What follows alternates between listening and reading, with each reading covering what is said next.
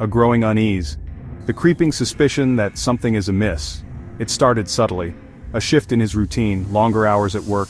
He used to share everything with me, his joys and stresses. Now a wall had formed, his work life a mysterious entity I was no longer privy to. He spoke of Jessica often, his new colleague.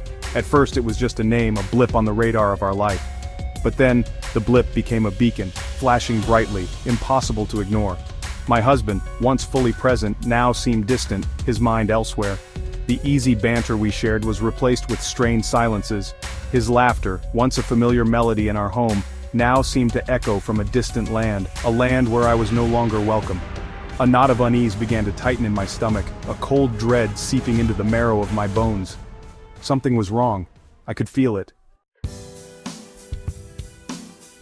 Red flags and stolen moments.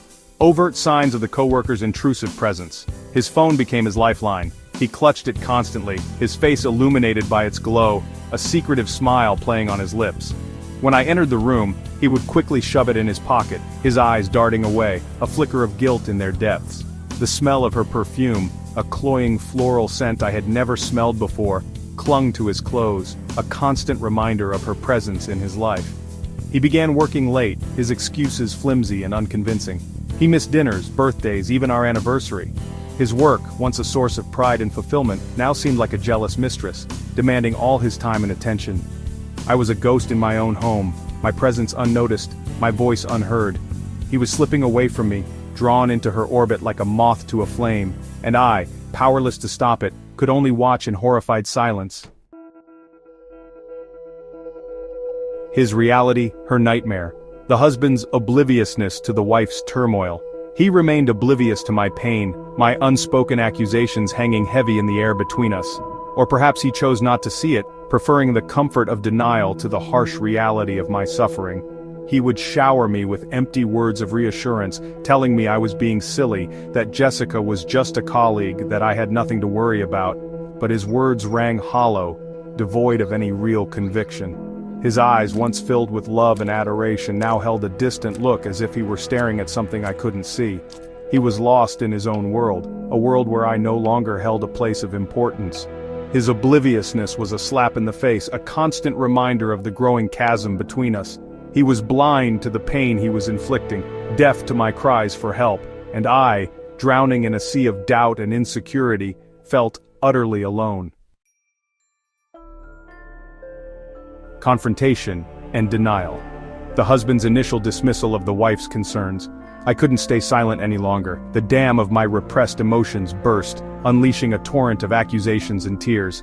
I confronted him, my voice trembling with a mixture of anger and fear. I told him about the late nights, the secretive phone calls, the perfume that clung to his clothes like a shroud.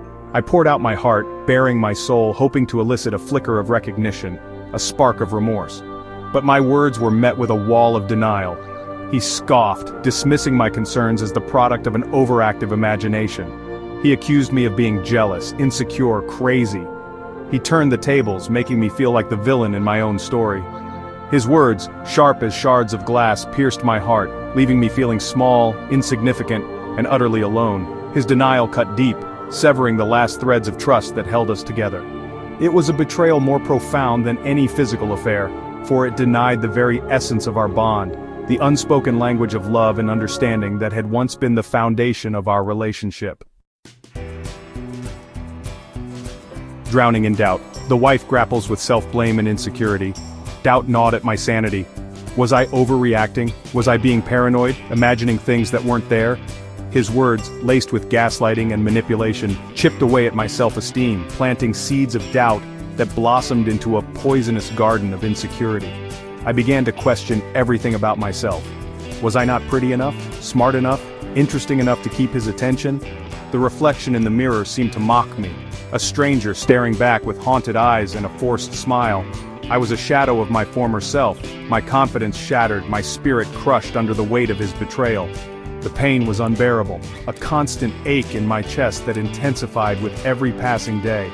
I felt lost and alone, adrift in a sea of self-doubt, desperately clinging to the wreckage of our love, praying for a rescue that never came.